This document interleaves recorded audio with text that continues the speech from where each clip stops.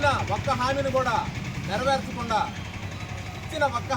నెరవేర్చకుండా ఈరోజు రాష్ట్రాన్ని మన దేశంలో కల్లా ఎకనామిక్లో దారిద్ర్య రేఖ దిగువ భాగం కంటే మామూలుగా ఈ కుల మతాల్లో చూసుకుంటాం మనం దారిద్ర్య రేఖము మన రాష్ట్రంలో దారిద్ర్యం కంటే దారిద్ర్యాన్ని రాష్ట్రంలో నెట్టేశారు.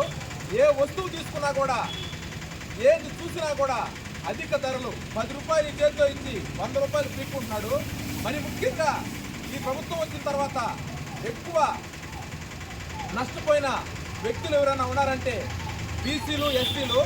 ముఖ్యంగా ఈరోజు నిన్నే ఒక తీర్పిచ్చిన హైకోర్టు దాదాపు ఈ 4 సంవత్సరాల కాలంలో 70,000 కోట్ల రూపాయలు ఎస్సీ నిధికి సంబంధించిన ఈ నవరత్నాలకి వాడేయటం జరిగింది.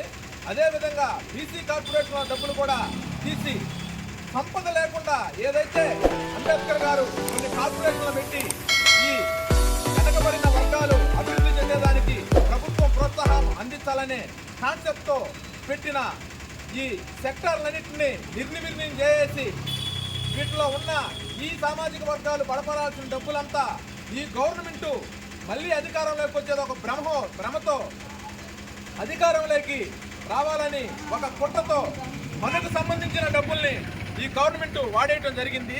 ఈ జేబీలో డబ్బులు ఏం వాడటం లేదు. అందుకని ప్రతి ఒక్కరూ ఈసారి గమనించండి. ఇట్లాంటి మోసపూరితమైన మోస నాయకులు కానీ మళ్ళీ కానీ మనకు వస్తే ఈ రాష్ట్రంలో మనుష్య మనుగడికే దెబ్బ జరుగుతుంది.